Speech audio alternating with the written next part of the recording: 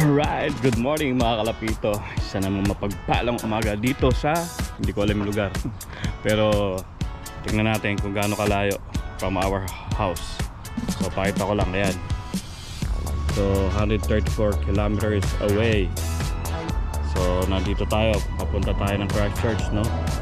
Saan pa tayo? Duntroon. Ayan, ito, Duntroon. So hindi ko na sinagad ng Waimate. Masyado na malayo. Bata pa itong natin alaga. So yan, medyo dumumi. Sorry. Ipahinga lang natin para ano sila, relax. So mamaya na ulit mga tol ha. Ayusin ko lang. Bye. Mga kalapito, hindi ko na pagtatagalin kasi hindi naman ganun kalayo din. Kaya ayaw pang tumukha masyado. Yan. So ang gagawin natin, release na natin. Unahin natin tong cock. Sana walang mapunit.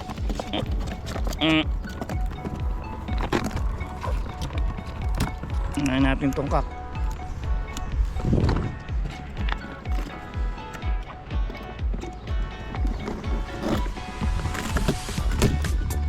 Yan. Ayan pala. Uy.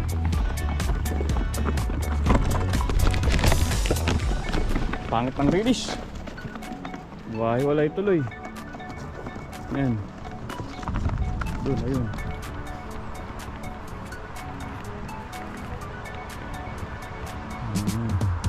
Wala pa. Meron pa ba natira? Wala. O sige, sunod na natin itong yan. Sunod na natin.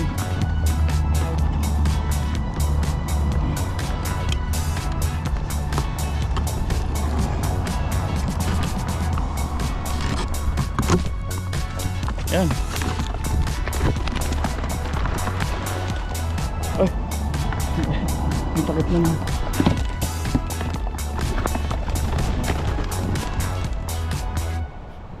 Habol siguro yan. Wala na natira doon. Hindi na sila tumuka. Ayaw tumuka. Wala na. Ang bilis. Nawala lahat. Tingnan natin kung makakauwi lahat. Yuhuu! Wala. Alright. Wala. Hindi na natin nakita. Saan kaya umikot? Ako naman nalaglag yun. Wala mga tol. Ayun na, nirelease natin 134 kilometers. Gitna ng Waimate tsaka Umaru. Hindi ko na sinagad kasi huling bitaw niyan 80 eh. Total may karera naman or sa susunod na pasyal pwede nating ibitaw yan. Alright. Kung makakabalik. Wala, ang bilis na wala. Hindi na umikot ah. Alright. Biyahe na tayo. Baka tayo naman ang mahuli. Mahuli. Ayan, walang natira. Okay. Tanggalin lang natin yung dyaryo para pagtabi, malinis. Alright. Bye.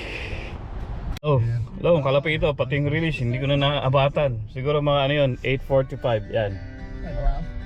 Alright, so yan yung time release. So biyahe na ako para hindi ako malate sa pagsundo. Alright, bye.